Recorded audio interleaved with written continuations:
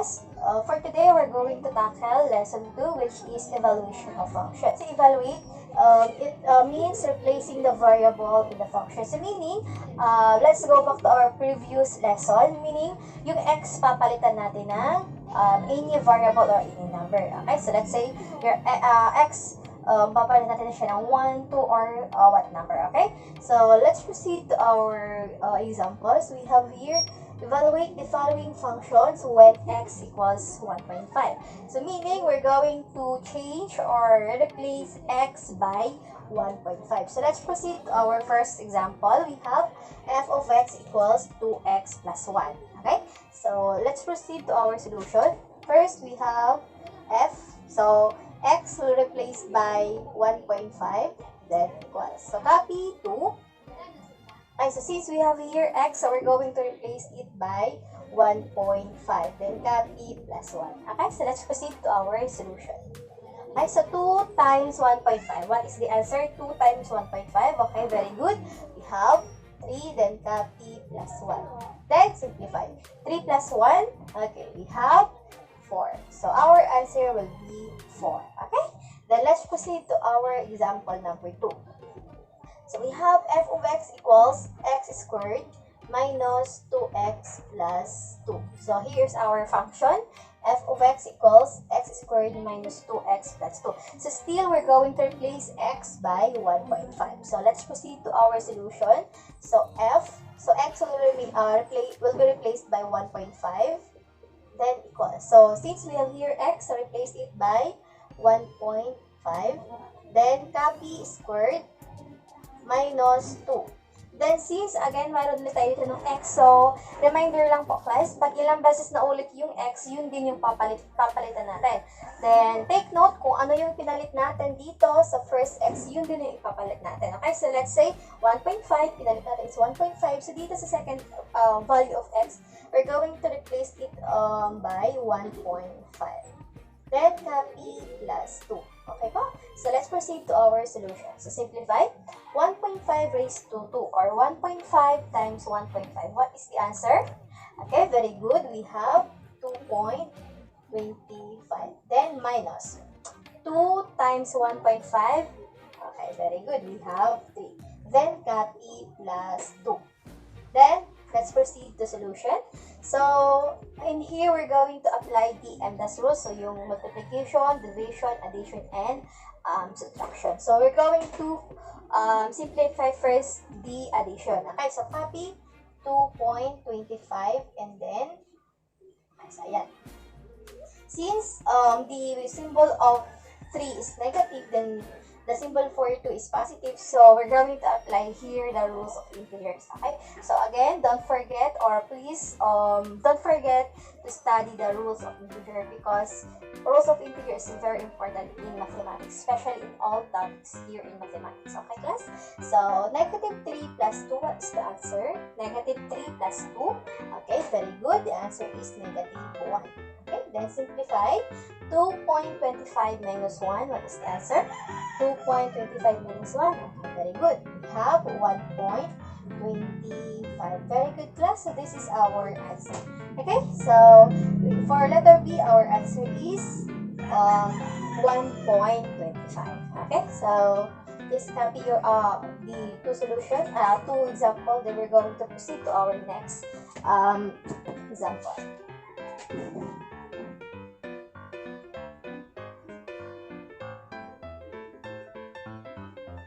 Okay, so let's proceed to our third example. So we have letter C. We have f of x equals the square root of x plus 1. Okay, so still we're going to replace x by 1.5. So let's proceed to our solution. We have f. So x will replace by 1.5. Then copy the symbol for square root. Don't forget to hawak po siyang tatanggalin. Unless nasa simplify na tayo. So, pwede siyang tanggalin if sa simplify. Okay, so copy square root. Then, x will replace by 1.5. Then, copy plus 1. Okay, then simplify. So, again, copy square root. 1.5 plus 1. What is the answer? 1.5 plus 1. Okay, very good. We have 2.5. Okay, so question. Is 2.5 a perfect square number? Okay, so no. So if the radicand is not perfect square number, so ito na po yung final answer natin. So no need to simplify kasi wala naman siyang square, wala siyang factor, so ito na po yung final answer natin. Okay, so nakakuha po ba? Okay, very good. So let's proceed to our next example.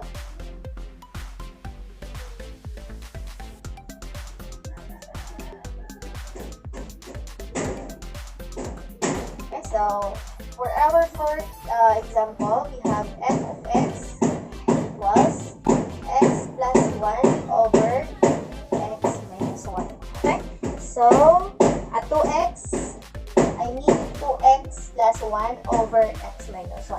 So, still, we're going to use or replace x by 1.5.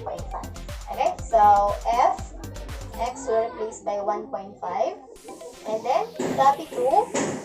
So, since mayroon tayong x dito, so papalitan natin siya ng 1.5, then copy plus 1 over, okay, so mayroon natin ito ng x, papalitan ulit siya ng 1.5, then minus 1.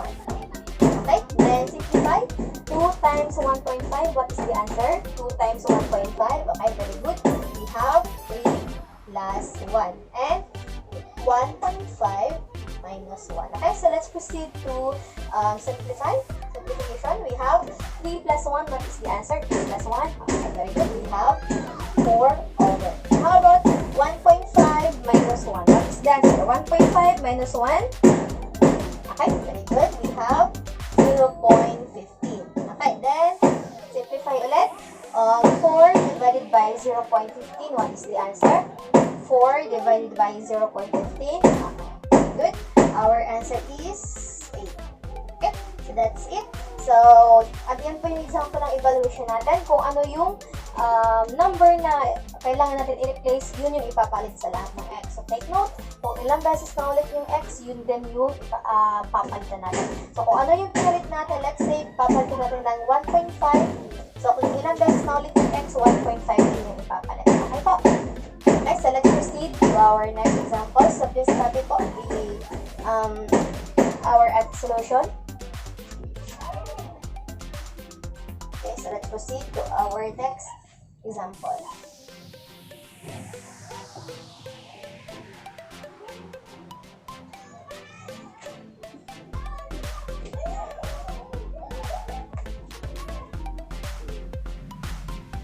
And so, still we are here, nasa ano pa rin tayo sa evaluation of function. So, let's say, our function is, we have f of x equals, we have here x squared minus 3x plus 2.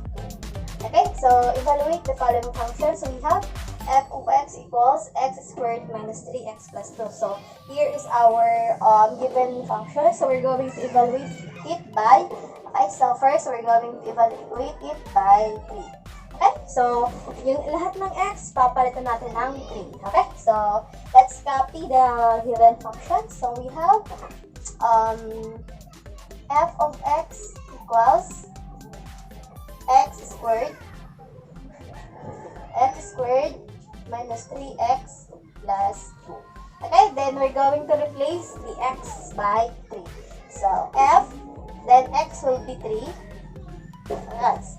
Then x, palitan natin ng 3. Then copy the 2. Okay po. Then copy minus and then copy 3. So since may x ulit na naulit, so papalitan ulit natin siya ng 3. Okay, so 3, then copy plus 2. Okay po, so dalawang beses na ulit yung x. Palitan yung x ng 3, copy squared, then copy minus 3, x palitan ng 3, then copy plus 2. Okay? Then let's proceed to simplify.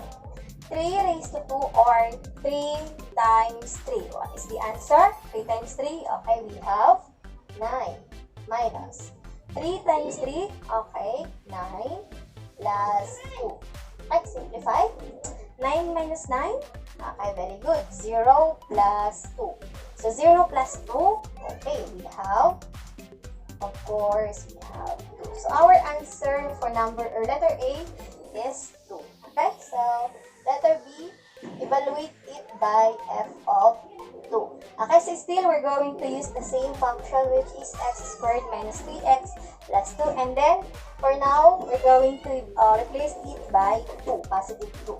Okay, so again, first copy the function, which is x squared minus 3x plus 2.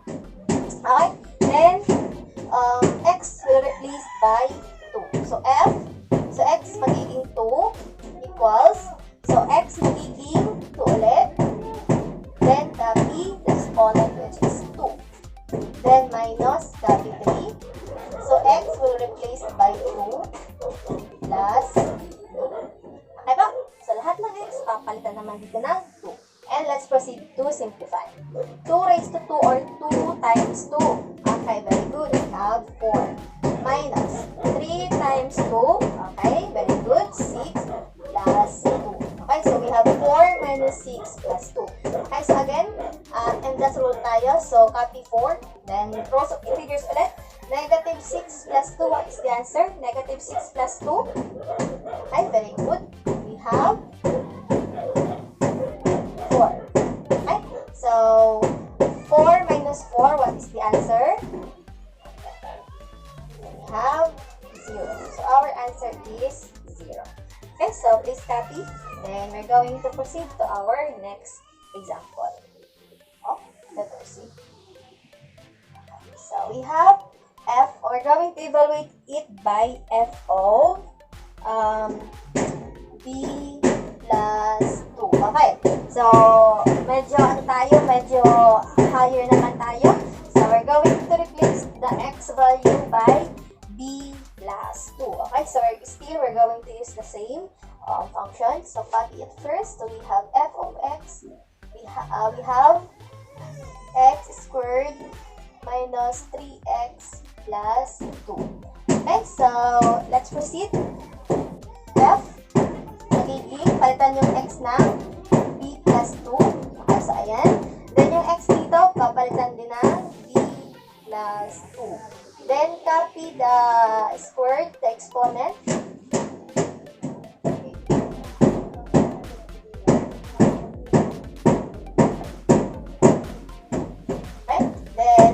Minus 3, since we have here x, so therefore replace it by b plus 2. Then copy plus 2. Okay, so now, going back to our previous lesson during high school, during junior high. So, b plus 2 squared. So, we have here b plus 2, then b plus 2. So, ibig sabihin, mayroon tayong dalawang b plus 2. So, multiply b plus 2 sa b plus 2. Okay, so, naaalala pa ba yung tinatawag na FOIL method? Okay po. So, kung naaalala pa, much better. So, pag hindi na naalala, nalimutan na.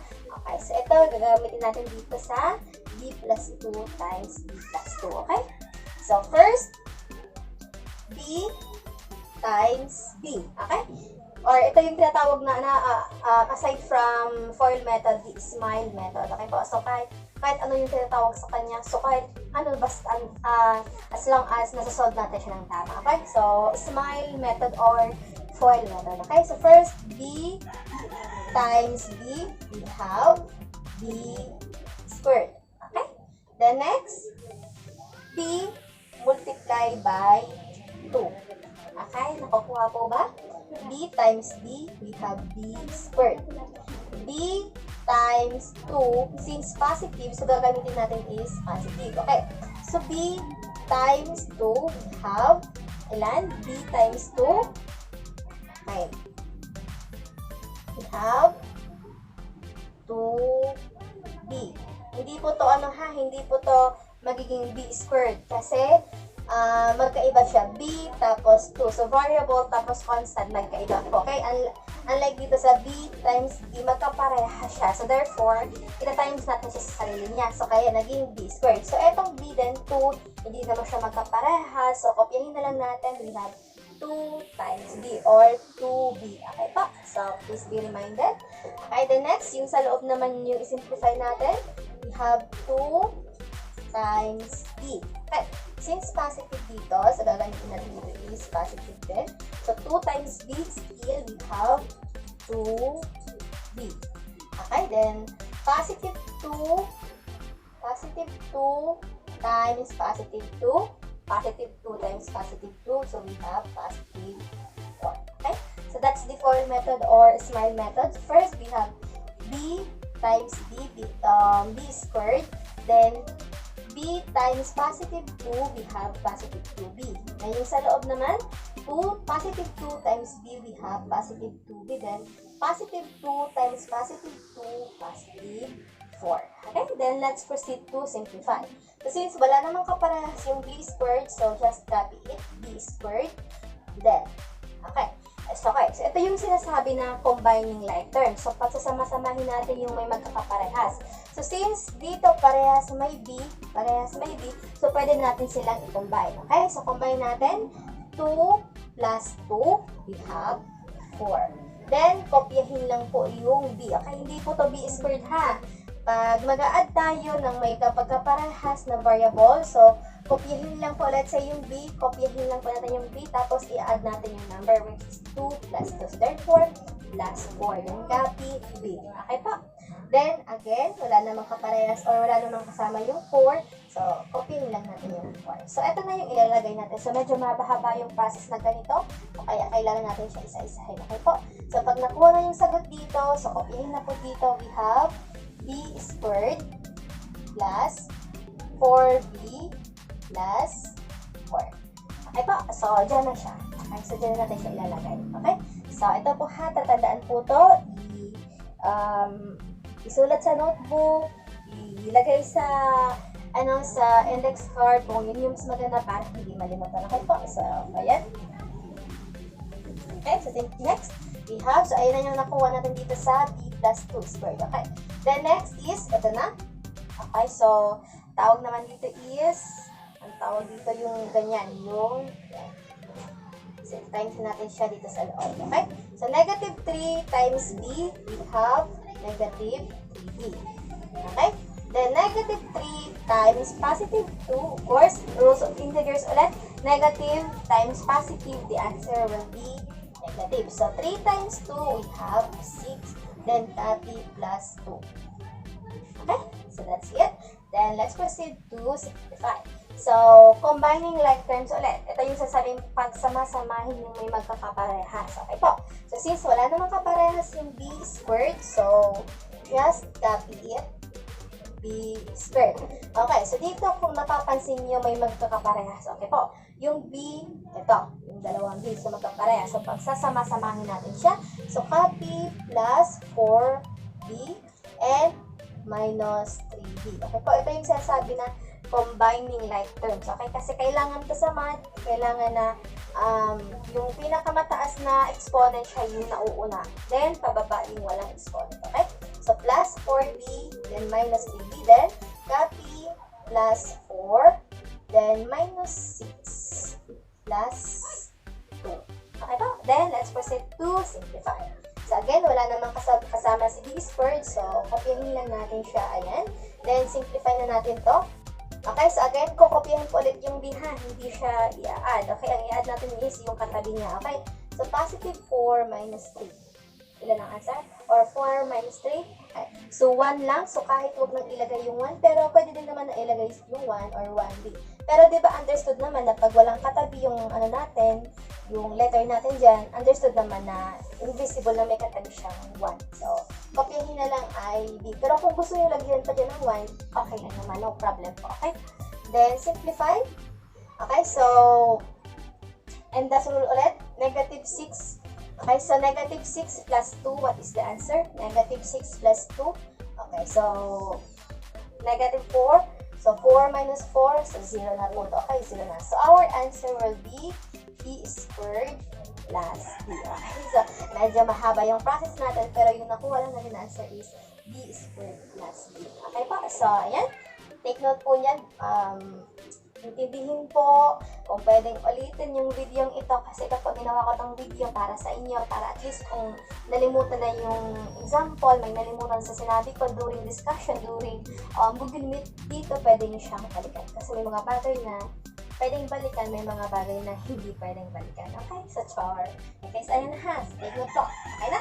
Na-erase pa na po yan kasi medyo maliit lang yung ating whiteboard. So, we're going to use another example. Ay po, so para mas maintindihan. Okay, so erase ko na po to. Pwede nyo naman siya balikan.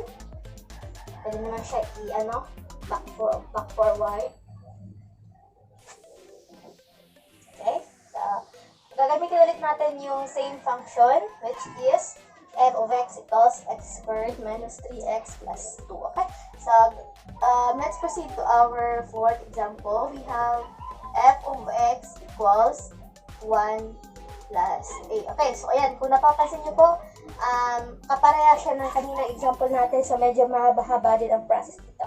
Okay po, so copy na ulit natin yung function, which is f of x equals x squared minus 3x plus 2. Okay, so ayan, then we're going to replace x by 1 plus a.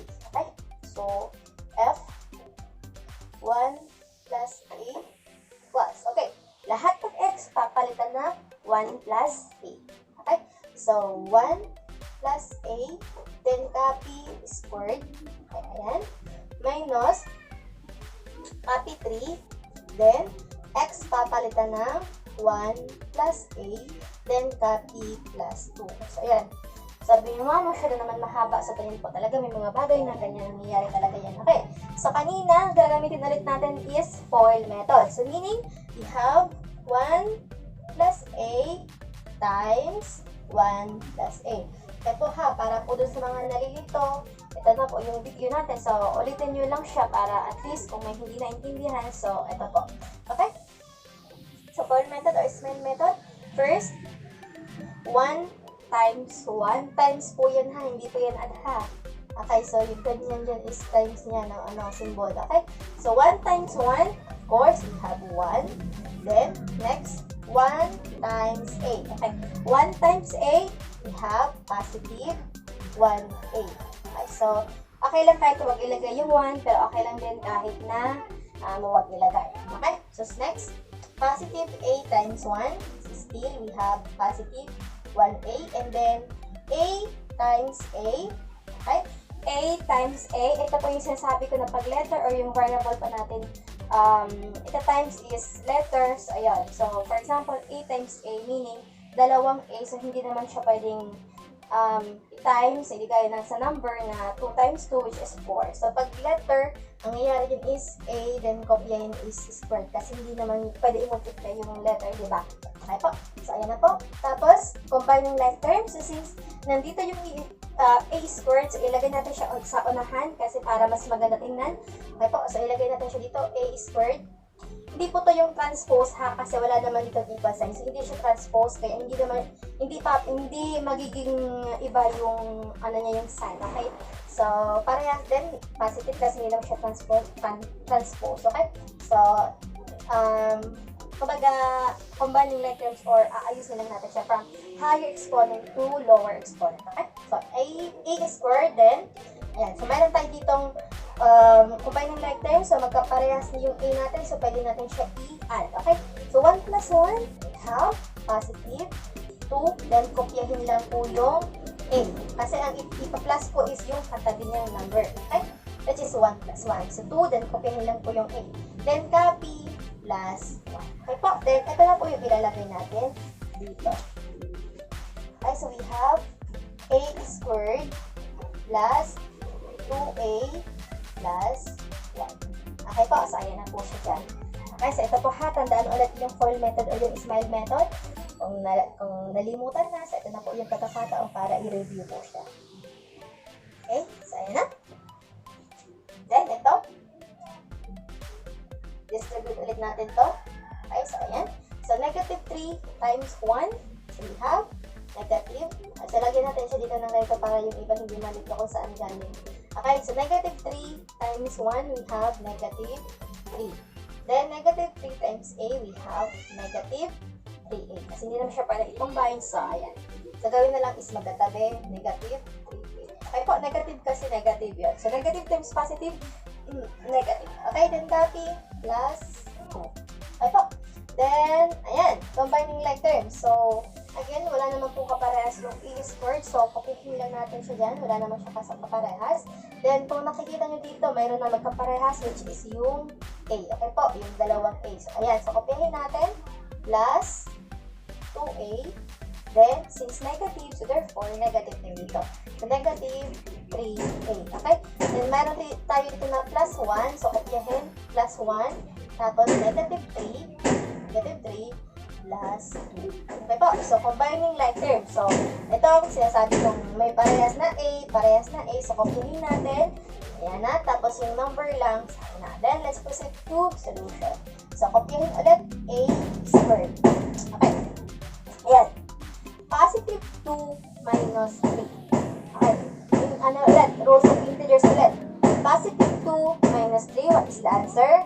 Okay. So, we have negative 1a. So, again, kahit huwag na po ilagay yung 1 kasi understood naman siya. So, positive a. Okay po. So, medyo ibaba ko ito kasi medyo baka malito kayo.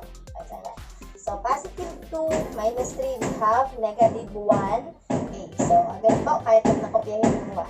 Understood. Okay, then, next, 1 plus 3 plus 2. So, negative 3 plus 2, we have negative 1. So, 1 minus 1, we have a squared minus ay, so ayan, so medyo mahaba-haba ulit na solution, pero dyan din tayo dumating, or dyan din tayo tumuloy. Okay po, so ayan. Okay, so kopyahin po yan, or kopyahin kasi medyo mahaba-haba yung ano niya, mahaba-haba yung solution, so baka malito kayo dyan. So, ayan na po yung yung mas maganda. Okay, so let's proceed to our next example. So, still, evaluation of functions pa rin tayo. Okay, so we have the given function, which is g of x equals the square root of x plus 1. Find g of negative 3. So, meaning, papalitan natin yung x ng negative 3. Okay, so kopyahin po yung function natin, which is g of x, g of x equals the square root of x plus 1. Okay, then simplify it or replace the x by negative 3. Okay, so g, then x will be negative 3. Okay, so ayan, then x magiging negative 3 plus 1. Okay, so, equals, nakalimutan ko. Okay, so, kopyahin yung square root. So, negative 3 plus 2. Negative 3 plus 2. Okay, we have negative 2. Okay, so now, since our answer is wala naman, di ba, hindi naman perfect number yung 2, then take note, meron po tayo dito na negative. So, hindi po pwede yung negative. So, ano po mangyayari pag hindi, ano mangyayari pag may negative sa radical? So, okay. So, since the answer is negative 2, so, ayan po, since our answer is negative 2, it is not allowed to have negative value. So, yun po, bawal po yung, or hindi allowed yung mayroon ng negative value sa radical. Okay, so since the answer is negative 2, it is not allowed to have negative value inside rational. So, we do not include negative 3 in the domain of the function. So, meaning, hindi siya pwedeng isabay sa example natin. So, we just simplify it, pero hindi natin siya pwedeng isamay sa domain, or yung domain na sinasabi natin is x value. Okay po? So, ayan. So, next example natin, r of x equals 2x plus 1 over x minus 1. Okay? That is our function. F of x or r of x equals 2x plus 1 over x minus 1. We're going to find r of 1. Okay, so meaning ipapalit natin sa lahat ng x ay 1. Okay, so again, kopyahin ulit yung natin, function 2x plus 1 over x minus 1. Okay, then lahat ng x papalitan ng 1. So, ayan. So, 2, kopyahin yung 2. Then, x palitan ng 1 plus 1. over, okay, so x, again, salita ng 1, minus 1. Okay, so simplify it. 2 times 1, okay, we have 2 plus 1, and then copy 1 minus 1. Simplify, 2 plus 1, okay, we have 3 over 1 minus 1, 0. Okay, question. Our answer is 3 over 0. Can we divide 3 over 0? Can we divide 3 over 0? Yes or no? Okay, no. Therefore, pag hindi natin siya pwedeng i-divide, ano tawag natin dyan? So, ang tawag natin dyan is undivided. Okay po. So, mayroon tayong sinasabi dyan na, for example, 0 over 3, 3 over 0. So, ano ba yung mga tawag doon? So, pag 3 over 0, ang tawag natin dyan is undefined. Okay po. How about pag 0 over 3? So, ano kaya tawag natin dyan? How about pag 0 over 3? So, ang tawag natin dyan po is 0. So, pwede natin siyang i-divide. Pag nasa numerator yung 0, then pag denominator is 3 or real numbers, so, pwede natin siya i-divide. Okay? Ang answer niyan is always 0 pala. Okay, so rather, so sorry po. Okay, so pag 0, pag always nasa numerator yung 0, so the answer is always 0. But pag 3 over 0, pag nasa denominator natin is 0, so our answer is undefined. So take note po of that. Okay, how about naman if 0 over 0? So pwede ba natin siya i-divide? Okay, hindi. So ang tawag naman dyan is, so tandaan po, ang tawag po dyan is indeterminate. Okay po. So, pag 0 over 0, ang tawag natin is indeterminate. Then, pag 0 over 3, 0 siya. Pwedeng, ang sagot nito is always 0. Then, pag 3 over 0, pag nasa denominator yung 0, ang tawag natin din is undefined. Okay po. So, take note po of that. So, wag po yung kakalimutan. Okay po. Okay, so ayan. So, kopihin po ulit yung natin. Last example. Then, so ayan po, kopihin po muna. Okay, your turn po. So, I will give you 10 minutes. Hindi po to activity, okay? So, under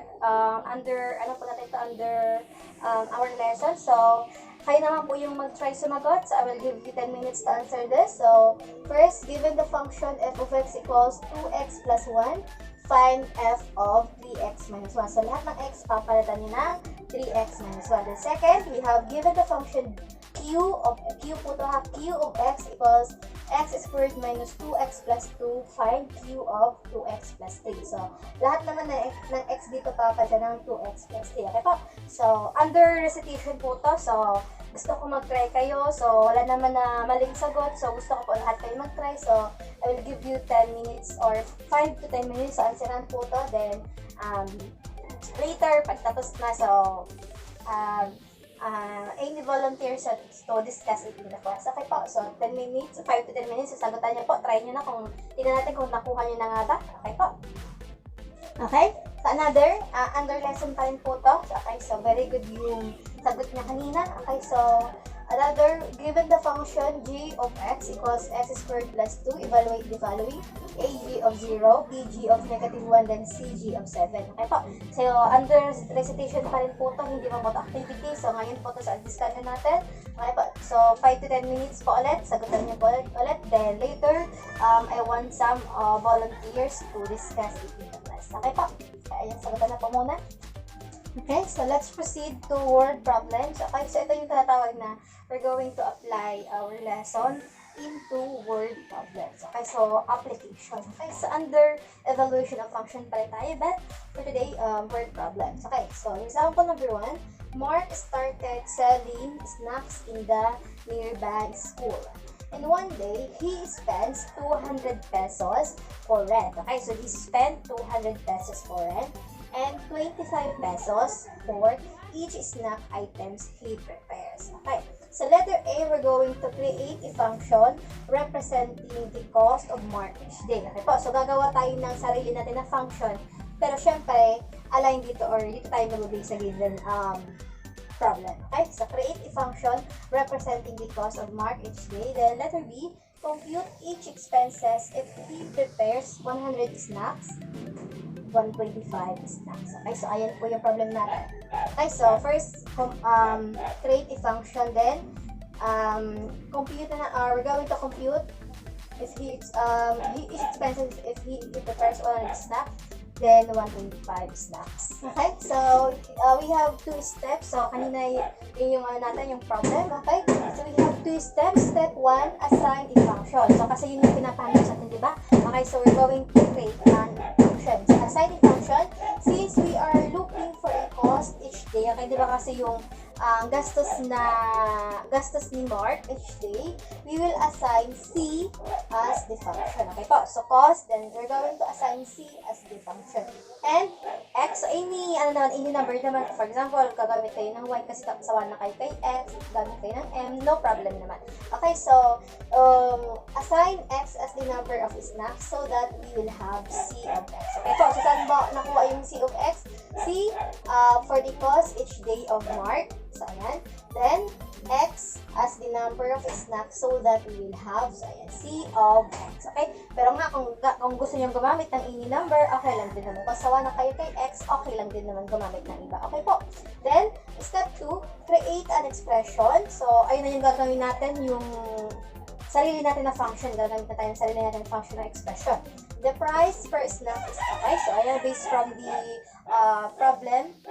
Okay, so the price per snack is 25 pesos. The total amount of sales price times number of snacks sold. Okay po. The price per snack is 25 pesos. The total amount of sales price times number of snacks sold. So therefore, we have 25 pesos times number of snack, or di ba kanina, gagawin natin yung X as the number of snacks. So that, 25 pesos times number of snacks. So magiging 25X. So saan galing yung 25? The price per snack, which is 25, then times number of snack, which is X. Galing dito sa X natin. Ayun, dito, yung na-assign natin na, function. Okay po, so 25X. Then, add 200 pesos for the rent expense. Diba, kanina sa problem, Mark spend 200 pesos for expense. So, add 200 pesos or add 200 for the rent expense. That is, okay, so galing dito yung 25x plus 200. Okay, so ito na po yung natin, yung expression natin. So now, compute na natin kung ilan ba yung gastos niya pag 100 snacks, or how about naman kung 125 snacks. Okay? Okay, so erase ko na po to.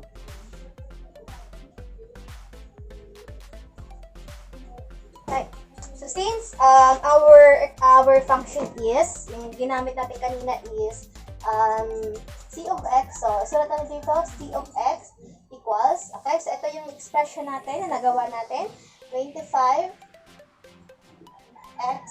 plus 200. Okay, so yung pinapahanap sa atin is, ilan daw yung gastos ni Mark pag nag-prepare siya ng 100 snack. Okay po. So, we have C, papalitan natin siya ng 100. Okay po. 100. Kasi ayan yung pinapakompute sa atin, yung 100 snack. Okay? So, copy 25. Then, X, palitan ng, or replace natin yung, di ba, evaluation pa rin tayo. Okay, so X replaced by 100. Then, copy 200. And simplify. 25 times 100, what is the answer po? 25 times 100. Okay, then plus 200, our answer will be C, 100 equals 2,700. Okay, so pesos, kasi cost yung pinapahanap sa atin. So don't forget po to write the symbol for peso. Okay po, so if Mark spend 100 snack each day, he will, or Mark cost will be 2,700 pesos. Okay po. How about pag 125 snacks naman yung ginawa ni Mark? Ilan kaya yung cost na magagastos niya? Okay po. Or ilan kaya yung cost niya each day? Okay, so gagamitin ulit natin yung expression natin na C of X equals 25 x plus 200. Then, for now, gagamitin na natin is yung 125. Okay? Equals 25. Then, still, x replace it by 125 plus 200. Okay po? Then, simplify. 25 times 125 plus 200. What is the answer? 25 times 125 plus 200. Okay, so our answer will be 3,950. So again, since cost yung pinapahanap sa atin, so therefore, lalagyan natin ng symbol na peso. Okay? Then C, 100. Okay po, ay 125. Rather. Okay, so kung gagastos or if Mark spent 125 or if Mark prepares 125 snack each day, the cost is 3,950 pesos. Okay po. So, if you have any question during this video, so, meron naman tayo Google Meet. So, dun po, as meron po tayo din, itong ginawa kong video is for your reference para kung may nalimutan sa lesson, pwede nyo po siyang balikan. Okay po. So, after ditong, after ng lesson natin, of course, recitation tayo or recitation activity. Okay po. So, ayun po. Okay. Thank you, class. And, see you on our next meeting. Okay?